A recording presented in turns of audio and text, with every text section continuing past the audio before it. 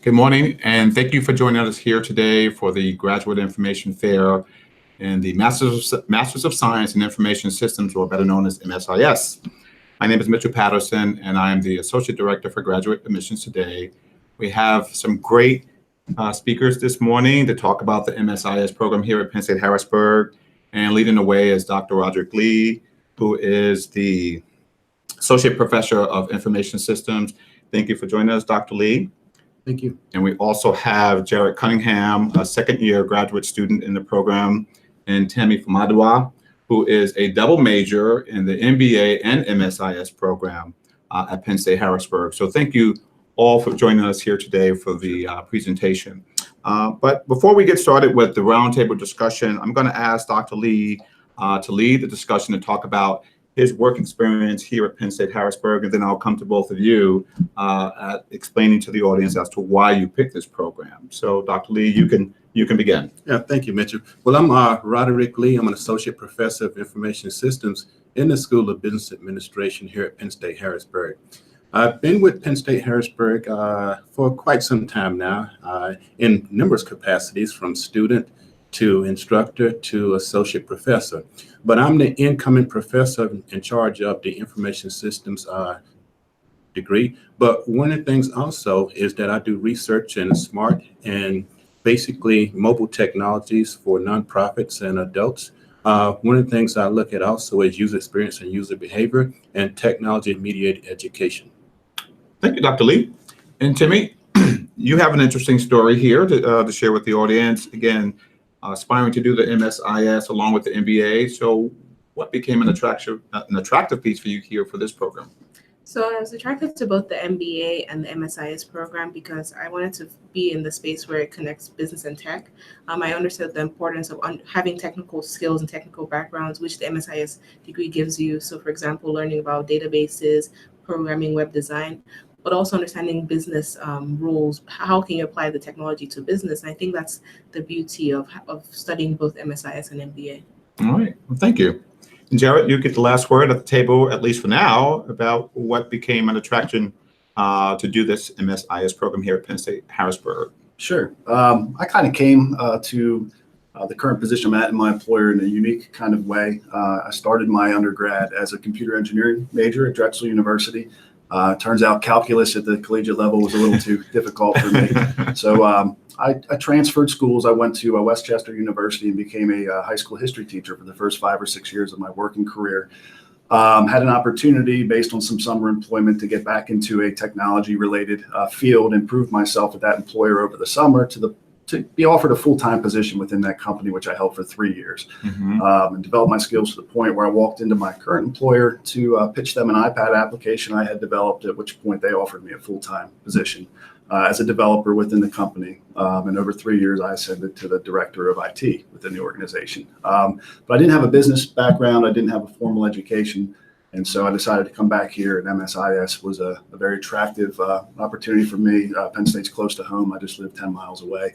And I think they have a great balance between the work and school, as I'm a full-time worker. So it's a good balance for me here as well. Okay. Well, thank you all for sharing this morning. We're going to transition in just a moment to talk about the Masters of Science in Information Systems, and Dr. Lee will present a PowerPoint. So we're just ready to transition in just a second. So without further ado, I'm going to turn it over to Dr. Lee to give the brunt of this morning's discussion about MSIS. So Dr. Lee? Yeah, thank you again, Mitchell. Well, first of all, the Master of Science of Information Systems is situated in the School of Business Administration here at Penn State Harrisburg.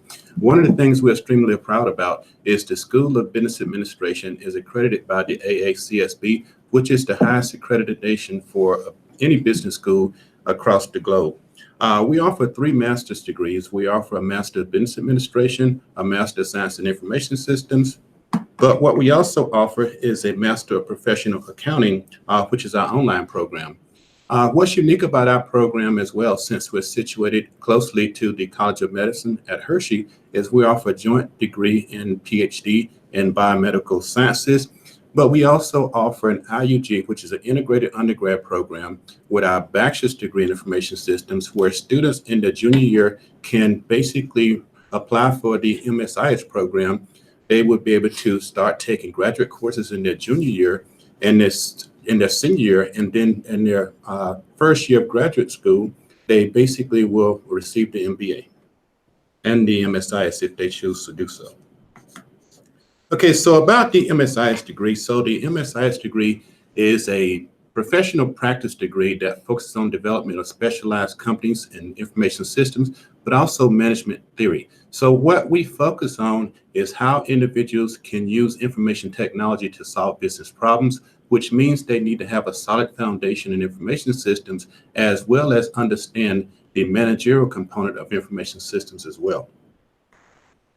So why an MSIS degree? So an MSIS degree is actually going to provide the students with a solid foundation that they need to lead and implement IT-based competencies in organizations. So our students will be able to identify opportunities that organizations can use information technology to seize opportunities, but also address some of the challenges that they face.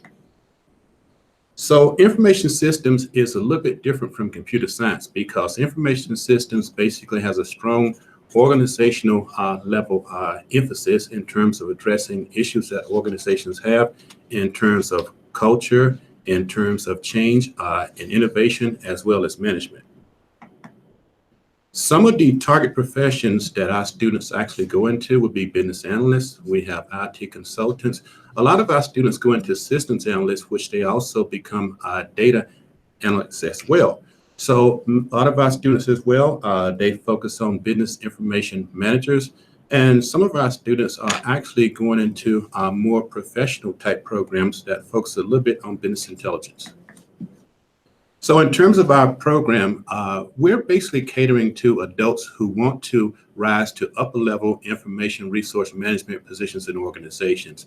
So what we have is a 30 credit program, which basically means that students are going to take 3 prescribed courses, which is 9 credits.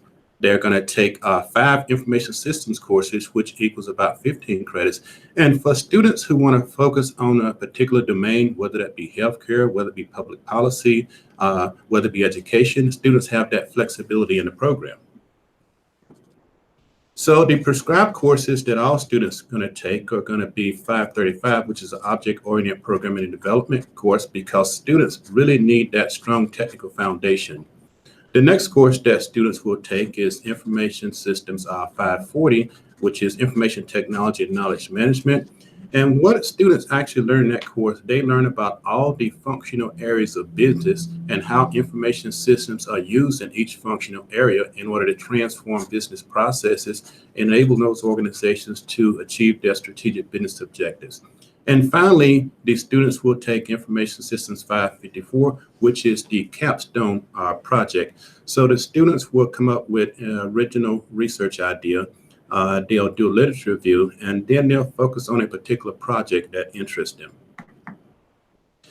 This is basically just an overview of the electives that we have in information systems, because our students actually will pick 5 of these courses.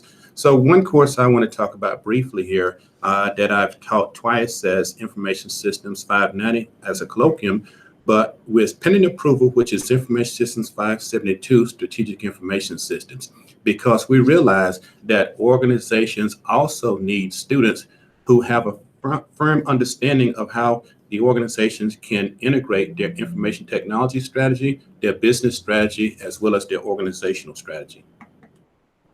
Now, because organizations now are focusing on evidence and fact-based decision-making in order to improve their processes and also improve efficiency and effectiveness, organizations now are seeking individuals who have a strong foundation on business intelligence and also data analytics. So what we have is a program set up to where students could take 9 credits, which is 3 courses from a particular list, and those students will have the competencies necessary to go into an organization and assist with their business intelligence and analytics efforts. So a couple of learning objectives that I want to focus on is that the students actually are going to gain firsthand analytical and critical thinking experience through applied projects. But also what the students get to do is they get to learn how to map the inter and intra-organizational information flows. We think that's critically important because a lot of organizations are going through the process of digitization, which means that they're basically taking their standard business processes, they're automating those, streamlining them in order to make them more efficient and more effective. Now, the program structure is basically set up for working adults who basically want to come and take a lot of our core courses in the evening. More recently, we've seen an uptake in students who want to pursue the degree full-time. So we offer some flexibility in terms of online, hybrid, and courses that meet at 305 as well. So the students can take that 9 to 12 credits a semester if they choose to do so. So who should apply to our programs? So basically, because we have an IUG, we're looking at current students in the information systems undergrad degree. We're looking at recent college graduates, but we're also looking at experienced professionals who basically are interested in leading and implementing IT-based solutions in organizations. One of the things that we also want to emphasize is the application dates. So we have two populations. We have domestic students, but we also have an international student population. Now, the dates that are on the left-hand side refer to those students that are from our international population, which they have to apply early because the university has to process the I-20 and other documents. Domestic students, the application deadline for the fall is going to be July 18th. Now, our program requirements requires that students maintain a high GPA in their junior and senior year. So typically what we're looking at is a 3.5 or better. We're also going to look at the applicant's total resume in terms of their GMAT or their GRE score. We're looking for copies of their transcripts and also 2 letters of recommendation. In terms of the entry to major requirements, we expect our students to come in with a strong foundation in analytical skills. And normally this will be based upon their GMAT GRE score or taking a course like Stat 200 in their undergrad education. A computer skills requirement because we need students who basically understand computers and how they're used in the function areas of business. The communication skill requirement, but we also basically have a pre-program requirement because we need students to basically have that business core before they proceed in the program. So the pre-program requirements, all students really need that statistics foundation, but then students can select from 2 courses that are based in accounting, management, and also economics. Now, graduate study is a little bit different than undergrad programs. Students need to maintain a high academic standing in graduate work.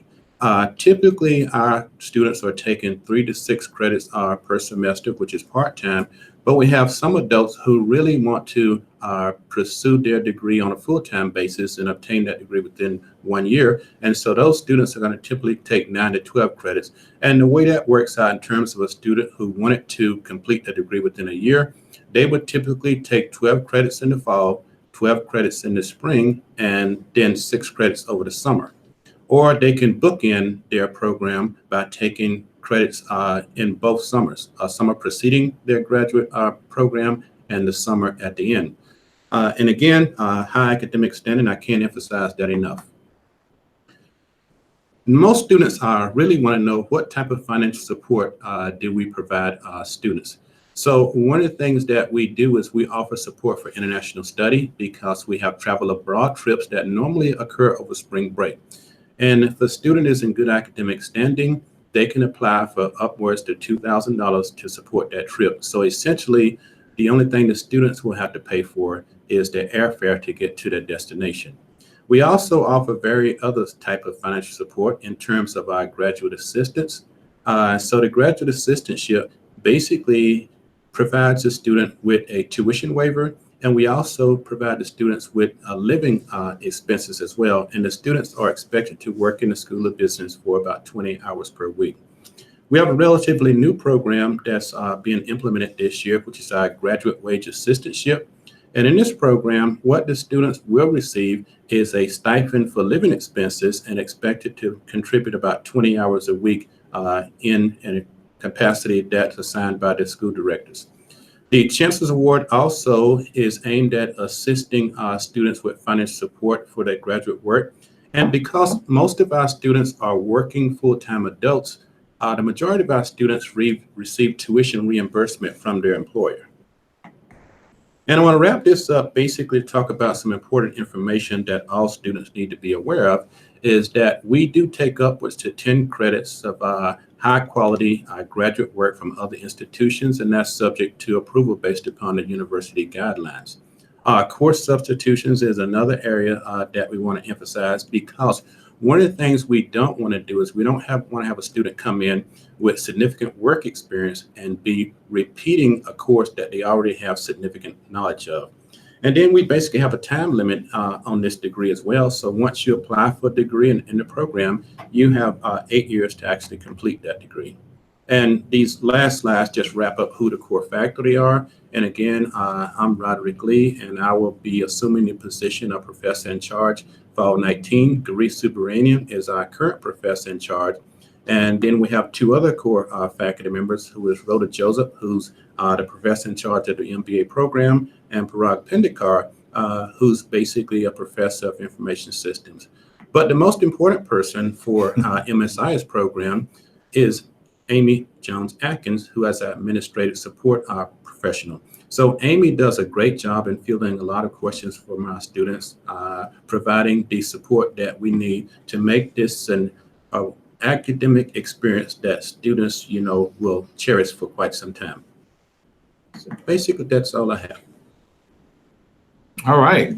Well, thank you, Dr. Lee. That's a very comprehensive and informative presentation about the MSIS program. Now the good part takes place, is the roundtable discussion. So I have some questions that oftentimes are forwarded to our program or through your program. When I say our program, I'm referencing the Office of Admissions.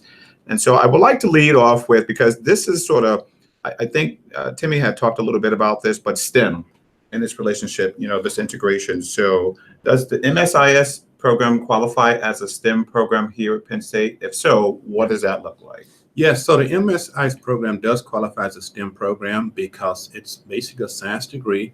We focus on technology and mathematics, but the engineering aspect is the students actually get to design, which is a component of engineering information systems. Okay. The other part, this is one thing that becomes really a popular question, a busy question, if you will, where what if a student doesn't have, unlike with Jared and his background with engineering, Timmy doing both a dual major with the MBA and MSIS. I was a social behavioral science guy, so I don't have any. Past college algebra 2, I am like lost in the water. So what does that look like for a student who aspires to do an MSIS program? Are they still eligible or qualified to apply? Yes, they still are eligible to apply, but there is that computer application pre-program requirement, which means that we would typically advise those students to take a course like MIS 204 to get a firm foundation of information systems, applications, and organizations. And that would prepare the students to actually enter into that major with an understanding of the information systems and how they're used in organizations. So we do have students that come in from other disciplines, education in particular, that have no background on information systems, and they do extremely well. So what does that go to by way of an increase with credit count? So because the MSIS is 30 credits, 30 credits, so now it goes to how many credits to complete? So basically the pre-program requirements or the entry to major requirements don't count in that 30 credit requirement. So what it essentially means is that the degree itself is 30 credits for the degree, but it can range upwards to an additional 12 credits, or in some cases 18 credits for students who need that background. But again, we're looking at, providing a flexible pathway for students to enter the major and be successful. Well, thank you.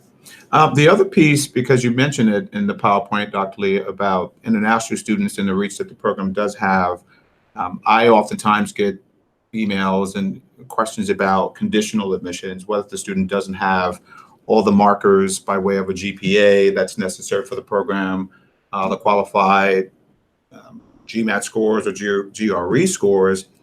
Is there a conditional way to get into the program? If so, what does that look like? Yeah. So one of the things that we have experimented in the past is offering students a conditional admission where the student will come in and take one, maybe two courses just to demonstrate that they're prepared for this level of study. Mm-hmm. Okay. I actually want to involve the students at this point because, you know, their voice becomes the most resounding voice in the room. So talk about the flexibility to the program in which you both are doing this MSIS program, or in your case, some of yours MSIS plus MBA. How does that work? What does that course structure looks like? Availability of classes that are here each semester, working adults. So both of you, you know, what does that look like for you in terms of just the ambition and what's there to support you? So, I mean, the program at Penn State Harrisburg is really flexible. So if you're doing MBA and MSIS, or if you're like Jared, you're working and doing MSIS, there are people to help you, guide you through that process. Mm-hmm. So with my situation where I'm doing the MBA and MSIS, I have overlapping classes. So classes that could count both for my MBA and my MSIS degree. With availability of classes, the great thing about it is I'm able to pick what my concentration is in both degrees. Mm-hmm. So if I wanted to go more into accounting, but also learn some data analytics in my MSIS, I have the opportunity to use that. I know a couple of students who are working in the medical center and they want to learn more about information systems, but in health-based, they're able to do independent study classes, which focus on their interest and using classes to kind of meet the interest that they want. So there's that flexibility. I think the greatest thing is that when you work with professors, you talk with your professors, they help you and guide you through the classes that you need to take. So for example, I'm taking a marketing research class this semester, but I'm also taking a database class, which is going to be helpful for my internship because my internship is on consumer behavior, but data analytics on consumer behavior. So I have that background of, okay, this is how the market behaves, but I also have how am I going to handle the data I get through my databases class. Mm-hmm. So there's that flexibility to pick and choose what classes you want. You still have to take your core classes, the prescribed courses, but when it comes to your electives, you have options on what to choose. Okay. Thank you, Timmy. Jared, what's your take on that? Yeah, I've experienced a great deal of flexibility since I've been here and even prior to my arrival. You touched on before some of the prerequisite classes. I know when I applied, I was advised to take the prerequisite programming course. And I said, well, wait a second, I actually am a programmer. You know, I do this all the time, every day. Right. And he said, well, I'll put you in a higher class. And if you prove yourself, if you get an A, you know, I'll waive the prerequisite. You know, so I think there's a great deal of flexibility. I've never had any difficulty scheduling classes. You know, I think that's never been an issue. I haven't taken online classes, but there are plenty of online classes available as well. But I think for me, I think the core classes are really strong and great, but I like the flexibility you have with the electives. You know, I had the opportunity to take a network security elective, which was really interesting to me. And I thought one of the most valuable classes I took in my time here. I am a programmer. I don't have any formal training in doing high-level design documents and functional specifications documents, and actually being able to kind of think about and figure out how much to bill for a project and kind of go through that process. And the class 570 that I'm taking now walks you through all of that. So things that might not be interesting to somebody that are interested in me, I've had the ability to take classes that really focus on that and really allow me to grow in those areas. Okay. Have either one of you had a chance to take advantage of either the study abroad program or funding that's available? I know, Jared, you're sponsored through your employer. Mm-hmm. So that's always a benefit, but have you taken advantage of any of the study abroad activities that we have here at the Harrisburg campus? You have not? I have. I did a study abroad. I mean, it was my undergrad, but it was also at Penn State with Penn State Harrisburg. I went to Spain for a week. The great thing about the embedded courses is that you don't have to say, I'm going to take a whole semester off. You can do a semester where you just do a week abroad, and that usually falls between your spring break. It was one of the best decisions I've ever made in my life because I had never been to Spain. Mm-hmm. It was more of a liberal arts course, but I know there's a London trip that's more financial based where you go to Oxford, you go to different institutions to learn about finance in England. The best thing for me was that I didn't have to pay for most of it. So Penn State has a lot of scholarships. So apart from the MBA, the School of Business scholarship that's about $2,000, you can also apply to so many other travel scholarships here at Penn State. Mm-hmm. I basically paid nothing for my trip. It was like a free trip to Spain. I got to learn the language. try different things, try like go around Andalusia region, just the entire South Spain. I think that's one of the best things about Penn State, not just the global programs that you can go out to different countries, but also we have so many international students. I'm an international student, so you can interact with so many different cultures and nationalities, and it broadens your horizon to an extent, which I think is great. Fantastic. So where are we drawing students from for this program? Because we have Timmy as an international student, we have Jarrett within industry. What makes this program attractive, and who's coming to this program for MSIS? So you asked what makes this program attractive. Yeah. So one of them is the quality of the program. The other is the Penn State brand, and the other one is our accreditation. So what we see is that we have a lot of local students who work in industry who want to basically sell into upper level management positions that are in the program. But also we see quite a few international students that are in this program as well. For example, Jarrett took my information system strategy course in the fall of 2017. And I think we had students from about 6 different countries in that class, whether it be Brazil, India, you name it. And so basically what we're seeing now is that we are now attracting students from around the globe, and the interest in the program is starting to increase as well. So we have a mix of international students, and we also have that mix of domestic students, which makes the program basically a destination, because you're going to get that global perspective. Mm-hmm. And is this a cohort model? Because a lot of students are looking to function within a cohort model. How does that work? So it's not a cohort model. Okay. Basically, what students do when they come to the program, they sit with their advisor and they map out courses that are going to fit their career and professional interests. Because again, we offer a variety of electives, but there's also other electives that the students can take as well. So the student can actually tailor the degree to fit their particular needs and interests. Mm-hmm. Well, piggybacking with that, Dr. Lee, different from social behavioral sciences where students are presenting papers, right, or doing a thesis, what does that look like for the MSIS program? Are you guys going out to conferences and talking about information systems? And this is, I don't want to say the wave of the future in terms of where it's at today, because it sounds like MSIS has been around for a while, but what becomes, again, different from social behavioral sciences where they're producing something, this is more of a practicum, if you will. They're using this within their daily lives. So where are we leaning in that direction? So basically, the program has been around since 1992. And I'm actually an alum of the program, so I can speak to that as well. Mm-hmm. And so one of the opportunities that I had when I was in the MSIS program is I chose to actually go the thesis route. And that worked out well for me.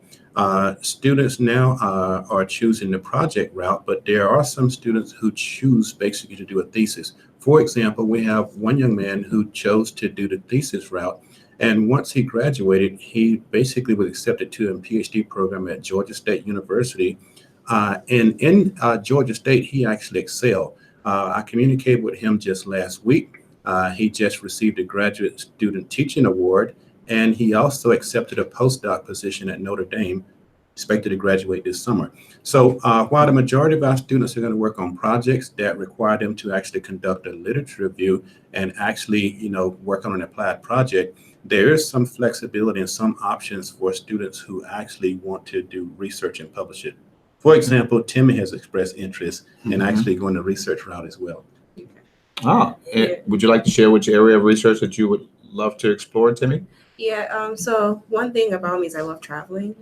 So I wanted to do research regarding traveling. So I wanted to look at how social media sentiment affects travel trends.